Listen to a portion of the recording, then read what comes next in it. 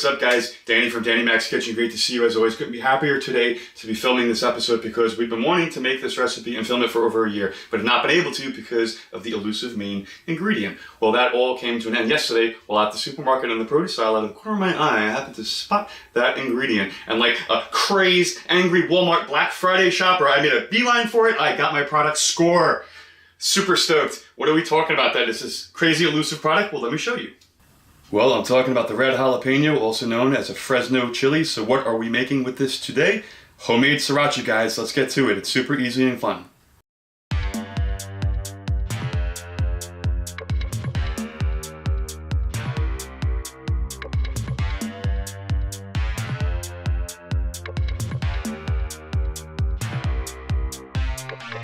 To make homemade Sriracha, we're using 1 pound of the red jalapenos, and we're going to be using 1/4 pound of red habanero peppers. So for this step, I think it's really important that you wear gloves because these peppers are very spicy. I don't want you touching your face or other sensitive parts of your body because it's going to be really painful. Been there, done that. I need to start by removing the stems of the peppers. Let's start by hacking up these peppers into smaller pieces. Don't worry about it being the same size. It doesn't have to be, because you're going to be going right into a blender.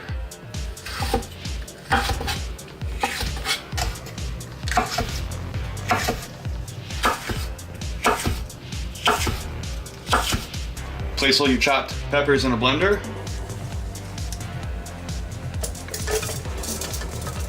Make sure to scrape up all of the additional seeds on the cutting board because that's where you get the most heat. And we are making hot sauce, guys, so definitely get that.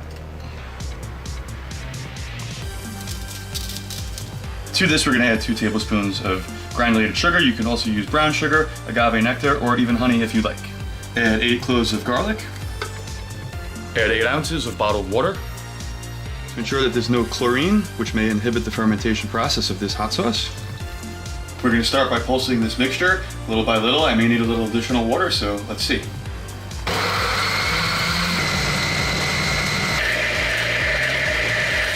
I'm going to pour this pepper mixture into a 32-ounce mason jar.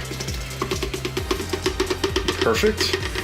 And you can either A, use the top that it came with, keep it on loosely to allow air to be released. Also, you can burp this to further release air so it doesn't explode and get all over your apartment or a nice rug. Or B, use an airlock. This is an S-style airlock, and basically what it does is it allows air to be released but won't allow air to go in, creating a barrier, and thus you do not have to burp the product.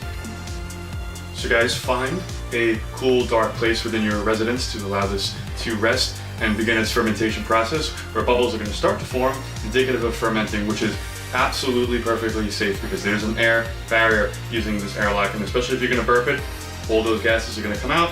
Perfectly natural if you see bubbles and you have like a little bit of a smell coming out of it. So between 4 and 5 days at an average temperature of 68 degrees, which is like room temperature, this should be nice and fermented, and then we'll continue. So I will see you guys in a little bit.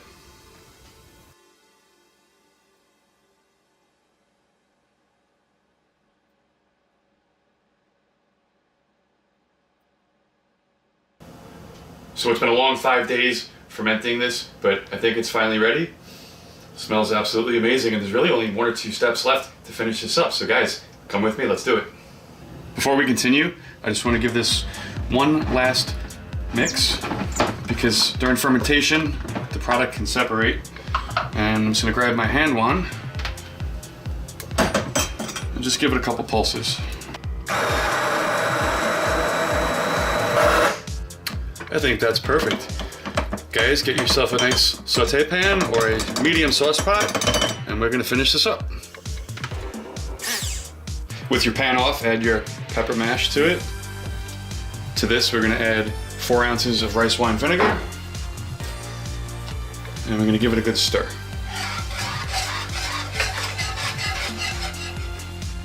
Turn that flame on to medium-high heat, bring this up to a simmer, and we're going to simmer this for about 25 to 30 minutes to get it a little bit thicker for the consistency that we want. We've come to a nice simmer. Reduce your heat to medium-low and stir intermittently for the next 25 to 30 minutes, and it should be thick enough. We'll see. You may have to let it go a little longer, but we'll check back. After 25 minutes of simmering. This is what we're looking like. This is the consistency that I'd like you to achieve. Kind of looks like tomato sauce. Some people strain their hot sauce. I'm not doing that. I like it a little bit more rustic. You can do whatever you like. After this, chill it 100%, and I'll see you in a little bit. So I'm going to transfer our hot sauce into this really cool decorative bottle that I picked up at my local arts and crafts store. Using this funnel, I'm going to start funneling it in. I think it looks really cool, and if I wanted to give this as a gift, it would make a really nice gift.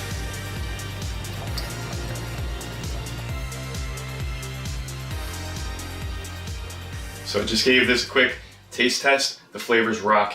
It is absolutely spicier than the store-bought Sriracha that you're used to, only because of the habaneros that I introduced into this recipe. And I did that because in my local supermarket, they only had a certain amount of red jalapenos that I could buy. I needed to bulk up the recipe and did so with the red habaneros, and it worked out fantastically. You don't have to do that if you don't want to. You know, I'm a big proponent of things in your shelves in your local supermarket that you have at home, making them from scratch, because I'm in control of what goes into them, and they always come out so much better. So guys, if you have something in your refrigerator that you want to learn how to make from scratch, please leave me a comment. I'm always up for the challenge.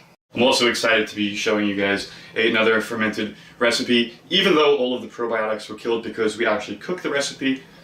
Fermenting this product is what gives it its absolute unique flavor. If you want to check out some of our other fermentation recipes, which retains the probiotics, please check out our kimchi video and our homemade pickle videos. They rock. Guys, if you enjoyed this video, please subscribe to our channel, give us a like, and share. Great spending time with you. Till next time, Danny from Danny Mac's Kitchen.